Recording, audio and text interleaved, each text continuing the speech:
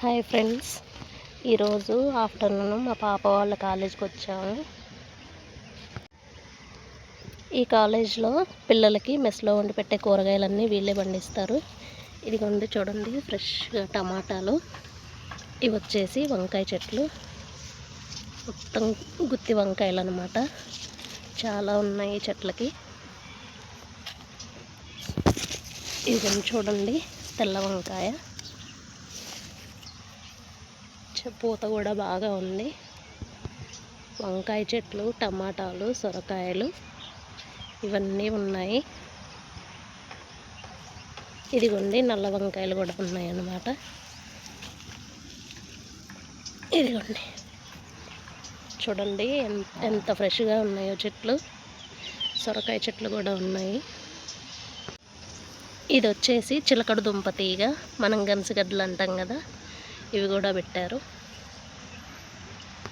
ఇదిగోండి ఇదంతా సొర తీగ అన్నమాట, గుండటి సొరకాయ. ఇదిగోండి పిందెలు, ఆల్రెడీ పెద్ద కాయలన్నీ కోసారనుకుంటా.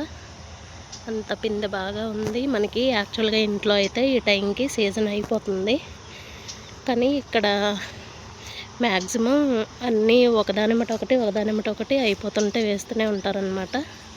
ఇదిగోండి బారంతా సొర తీగే ఉంది. ఇది వచ్చేసి కాకర తీగ. ఇవన్నీ కాకరకాయలు కూడా బాగా ఉన్నాయి. టొమాటోస్ ఇక్కడ కూడా ఉన్నాయి.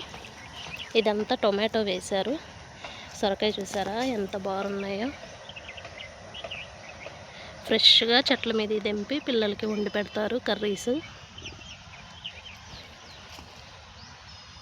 ఇవన్నీ కూడా సొర తీగలు. ఇవన్నీ ఇవి బేర తీగ అనమాట. ఇప్పుడే పిందెలు స్టార్ట్ అయ్యాయి. ఇవన్నీ కాకరకాయలు చూడండి.